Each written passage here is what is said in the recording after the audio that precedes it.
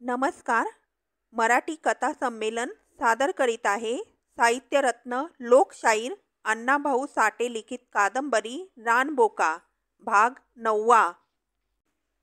संभाजी निवांत बसून सुपारी कातरीत होता. तोच एक गावकरी आला. यानं संभाजीला खून करून बाजूला घेतले नि दगड्याची दुसरी चिठ्ठी दिली नि संभाजीनं ती घाईघाईनं वाचली. संभाजी चौगुले यास. मी दूर नाही, अगदी जवळ आहे. तू माझी 9 माणसं मारून आपलं वराड घेऊन गेलास. पण आता ते वराड आपल्या गावी मुळीच पोहोचणार नाही, याबद्दल खात्री असू दे. दगडू भांडुलकराची ही चिठ्ठी वाचून पुन्हा संभाजीच्या डोक्याला ताप झाला. तो या दगड्याचा बंदोबस्त कसा करावा याचा विचार करू लागला. थोड्या वेळापूर्वी मोकळं हसणारा संभाजी क्षणात काळवंडला. त्यानं ती चिठ्ठी आपल्या लोकांना वाचून दाखवली. तेव्हा भिवा नलावडा म्हणाला, काही काळजी करायची नाही. ज्या दिवशी वराड रवाना होईल त्या दिवशी आम्ही पुढं जाऊन दगड्याची फळी फोडून काढू नि वजारडेकरांची वाट बिनधोक करू. आणि रामरावचं मत पडलं की आम्ही आणखी 8 दिवस आपला मुक्काम वाढवावा नि मोहनावर 5 तांदूळ टाकून जावं आणि जे काही व्हायचं आहे ते एकदाच व्हावं. 8 दिवस उगून मावळले. संभाजीसह सर्व सुरलकर आपल्या इब्रतीसाठी जीव द्यायला तयार झाले होते. सुरलच्या पोलीस पाटलानं दगड्या भांडुलकराच्या धमकीच्या 2 चिठ्ठ्या तालुक्याला फौजदाराकडे पाठवल्या होत्या नि फौजदार दगड्याच्या मार्गावर होता. पोलीस पार्टी धावपळ करीत होती. हा दगड्या आज 20 वर्ष त्या खोऱ्यात फरारी होऊन फिरत होता. त्यानं एका जत्रेत कुस्तीच्या फडातील दंगलीत एक खून केला होता आणि तेव्हापासून त्यानं घर सोडून डोंगर धरला होता आणि मग त्यानं अनेक खून केले होते. कित्येक दरोडे घालून अनेक रावांना रंक करून सोडले होते. तो गण्याच्या गळ्यातील ताईत होता आणि गण्या मारला गेल्यामुळे तो अधिकच संतापला होता. तो दत्तू बेंद्रेनी संभाजी यांच्या मागे हात धुवून लागला होता. चिमाबाईनं आपल्या दारात नवा मांडव घातला, नवी कापडं खरेदी केली, दागिने केले. नवा बाजार करून ती मोहनाच्या लग्नाला तयार झाली. लक्ष्मीनं पोलीस पाटलापुढं आपली कैफियत लिहून दिली. माझ्या आणि माझ्या पतीच्या सुखासाठी मी स्वतः हे लग्न करून देत आहे असं लिहून दिलं. आणि तो दिवस उगवला. विशाल सूर्यबिंब क्षितिजाची चढण मंद गतीने चढू लागले नि त्याच्या दिव्य प्रकाशानं सृष्टीचा कणनकण उजळून निघाला. त्याची झगमगती किरणं गिरी कंदरात उतरली नि सर्वत्र आनंदमय वातावरण पसरले. रानटी वारा सर्वत्र धावत सुटला नि पाखरं चेकाळली ती शीळ घालून भरारी मारू लागली. गावचे कर्ते धावपळ करीत होते. अरे मोहनाचं लग्न झोकात झालं पाहिजे असं ते आपापसात बोलत होते. पण जर का मधीच दगड्याची आठवण झाली की त्यांचे चेहरे पडत होते. काहींची तर अंथरुणात विंचव शिरावा अशी अवस्था झाली होती. लगीन घरात लगीनघाई उसळली होती. आडीतील आया बाया झटत होत्या आणि मोहना आपल्या लग्नाचा विचार करीत होती. तिला संभाजीच्या हिमतीचं नवल वाटत होतं. जी बाई तमाशावाली म्हणून प्रख्यात होती, जी दौलत घ्यायला जाताना ठुमकत होती, ती तमाशाच्या फडात नाचणारी आता वाड्यात नांदणार. केवढा हा चमत्कार, केवढं हे आश्चर्य. मोहना म्हणत होती, माझ्या कपाळी बेगडी बाशिंगाचा झगमगाट होईल नि बाशिंगाचे गोंडे माझ्या गालावर रुळतील नि माझे लग्न होऊन मी सुखी होईन असं मला स्वप्नात सुद्धा वाटलं नाही.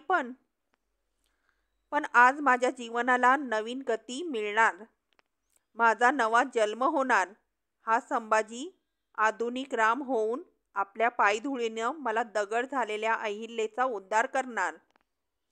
या माझ्या रामाच्या ध्येयाला जोड नाही, हा अजोड आहे आणि मीही जन्मभर त्याची सेवा करीन. त्याआधी मला त्या दिलदार लक्ष्मीचेच उपकार मानले पाहिजेत. तिनंच मला माणसात आणले, नाहीतर मी जन्मभर अनंत यातना भोगल्या असत्या. तारुण्याचा बहर आहे तोपर्यंत नाचले असते, काहींना लुबाडले असते. नामा नेर्लेकर, धोंडीबा यांनी मला पुढे करून आपली पोटं आजपर्यंत जाळली. तशीच आणखी काही दिवस त्यांनी चैन केली असती. माझ्या म्हातारपणी मला कुत्र्याच्या मोतीनं मरावं लागलं असतं. मोहनाचं विचारचक्र थांबत नव्हतं. ती सागराच्या लाटेबरोबर पालापाचोळा जावा तशी विचारांबरोबर वाहत होती. मग ती माळावरून खाली आली. काहीतरी कामात स्वतःला गुंतवून घ्यावं असं तिला वाटत होतं. ती जिना उतरून वळणार तोच दरवाजातून एक पल्लेदार आरोळी आली. कोण हाय का? मोहना गरकन पुन्हा वळून दरवाजाकडे तोंड करून उभी राहिली. नी एक चाकर पुढं गेला.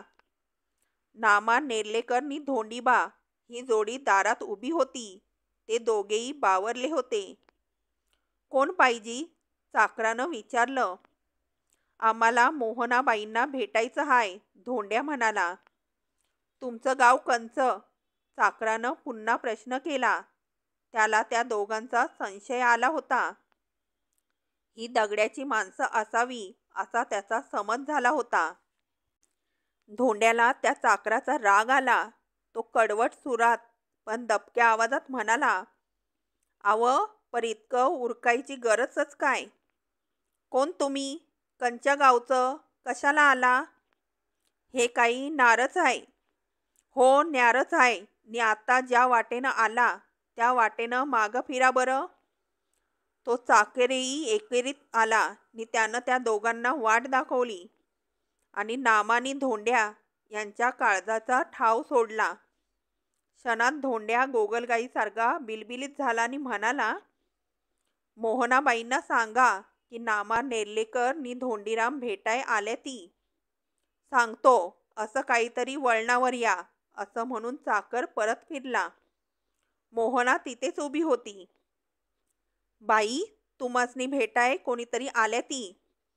कोण आहेत ते? मोहनानं विचारलं. नेर्लेकर नि धोंडीराम, चाकर बोलला आणि मोहना शांतपणे पुढे गेली. तेव्हा तिच्या कपाळावर आठी उमटून मावळली.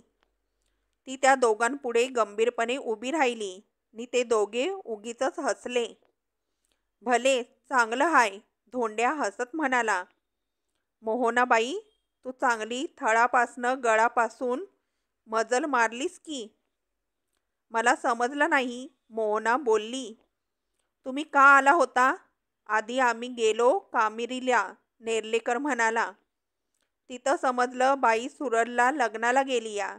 मग धरली सुरलची वाटणी आलो, झालं. परंतु कशासाठी? काम काय ते सांगा ना. मोहना किंचित तीक्ष्ण स्वरात म्हणाली. तुम्ही काय ठरवलं आहे? आता कसं सांगावं? धोंड्या कणत म्हणाला. अगं मोहनाबाई, आपलं रोजचंच काम की. आम्ही कालच तासगावची सुपारी धरली या, चांगली 450ची नि 200 रुपये बयाना बी आणलाय. असं? आणखी काय? मोहनानं विचारलं. आणि काय? धोंड्या पूर्वीच्या घमेंडीत म्हणाला. तमाशा करायचा. सारा खोरा नुसता मोहना मोहना करीत वाट बघतोय. उद्याच उभं राहायचं. त्यांनी हांडबेल बी काढल्या ती. म्हणून आम्ही दौड मारली या. मग आता ऐका, मोहना शांतपणे पण दाहक स्वरात म्हणाली. तमाशात नाचण्यासाठी बोलवला आलायत असं बोलू नका, नाहीतर संभाजी तुम्हाला गोळ्या घालील. आर म्हणता का काय? ते दोघं एकाच वेळी उद्गारले. यात एक अक्षर खोटं नाही, मोहना गंभीर होऊन म्हणाली. आणि मी आता तमाशा सोडून संसार करणार आहे. पर आम्ही 200 रुपये बयाना घेतलाय, त्याचं काय? धोंडीबानं तक्रारीच्या सुरात म्हणाले. काहीही करा, पाहिजे तर 200 रुपये परत करा, मोहना म्हणाली. आणखी काय सांगू? पण मोहनाबाई, ते 200 रुपये कालच 200 वाटेनं गेलं की. नेर्लेकर कणत म्हणाला. आम्ही तुझ्या भरवशावर ती सुपारी धरली आणि तू खुशाल सांगतीस की आता मी तमाशा सोडून संसार करणार. मग आमच्या संसाराचं काय आणि पोरंबाळं कशी जगणार? तुमच्या संसाराला तुम्ही काडी लावा. मोहना कडाडली. म्हणाली, तुम्ही तुमच्या संसारासाठी माझा बळी घेणार आहात की काय? धोंड्याने नेर्लेकर पाहत होते. त्यांच्या पुढेच मोहना उभी होती. पण ती संपूर्ण बदलली होती. ती पूर्वीची मोहना मुळीच राहिली नव्हती. ती बोलत होती, पण तिच्या गालावर पूर्वीसारखी एकही हास्यरेखा उमटत नव्हती. तिच्या डोळ्यात गंभीर भाव भरला होता. मग आम्ही काय करावं? धोंड्यानं विचारलं. काहीही करा, मोहना म्हणाली. आजच माझी हळद आहे आणि उद्या लग्न. आणि उद्याच तारगावात गाढवावरनं आमची वरात निघणार म्हणा की धोंड्या बोलला. ते तुमचं तुम्ही पाहून घ्या, मोहना म्हणाली. बरं, मग आम्ही हळदीला राहावं का? नेर्लेकरानं विचारलं. माझी काहीच हरकत नाही, मोहना म्हणाली. फक्त तमाशाचं नाव काढायचं नाही. लग्नाला आलो आहोत असं सांगायचं. तसंच सांगतो की, नेर्लेकरानं कबूल केलं आणि धोंड्या म्हणाला.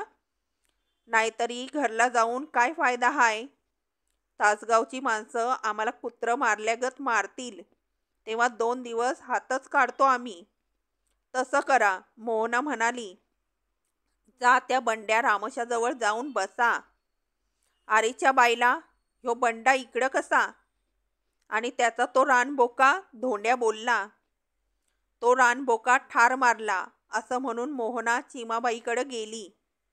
नि धोंड्या आणि नामा हे बंड्या रामोशाजवळ जाऊन बसले.